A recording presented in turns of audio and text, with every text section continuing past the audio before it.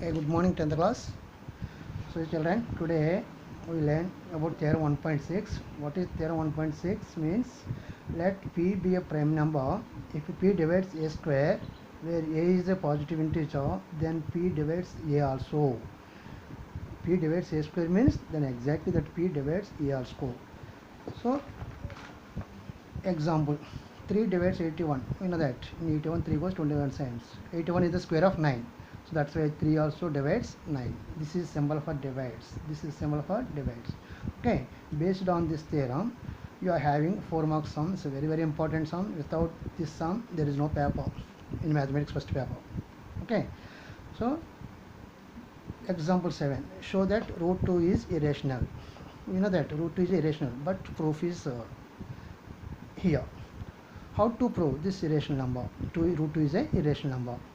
So there is a method that is called contradiction method. Contradiction method. So by using contradiction method, we can prove root 2 is a irrational number. Let us. So to prove this root 2 is irrational, let us assume. Contradiction means anti. Assume that root 2 is irrational. I have to prove, but assume that as a rational number. So let us assume root 2 is a rational number.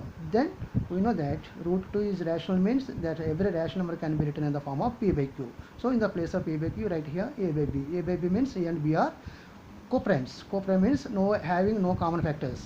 A and b are no common factors. 3 by 4, they are co-factors, co-primes. 5 by 6, they are co-primes. 4 by 7, they are co-primes.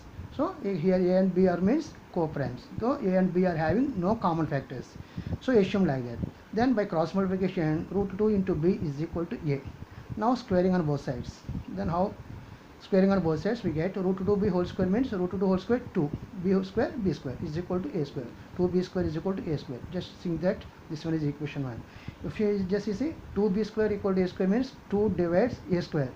2 divides a square. 2 into b square equals something a square you got. So that means a square is divided by exactly 2, no doubt at all.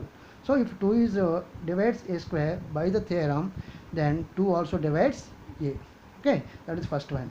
Now substitute a equal to 2 divides a. So a divides 2 means a divided by 2 means, so in a 2 goes sometimes, that is c times, then you get 0 remainder. Then a equal to how much? 2c.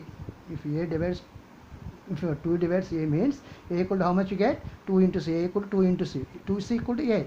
Okay, a equal to 2c. Now substituting a equal to 2c in equation 1. Substitute a value 2c in equation 1. That is 2b square is equal to 2c whole square. That means 2b square is equal to 2c whole square is 4c square.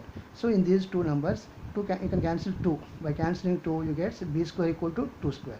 Again 2 square equal to b square. Reverse. Rearranging the b square equal to 2 square, you get 2c square is equal to b square. 2c square is equal to b square. So 2c square equal to b square means 2 divides b square. If 2 divides b square means 2 also divides b. So that means what did you understand from 1 and 2? From first equation, 2 divides a square means 2 divides a. From the second one, 2 divides b square means 2 also divides b. So that means 2 is the common factor of a and b. Just see.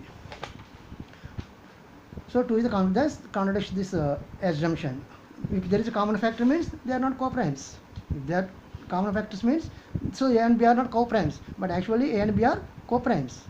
But a and b are having 2 as a common factor. So this contradicts the assumption root is irrational. So our assumption is wrong. So our assumption is false, because root 2 is rational assumpted. But what did you get here? A and b are having the common factor 2. So that assumption is wrong. Why did you get wrong? Because a by b is not a rational number. That means root 2 is not a rational number. That's why root is irrational. So we can, in this way, you can easily prove this. Of course, little bit difficult to follow. Again, once again, I'll tell you in the classroom.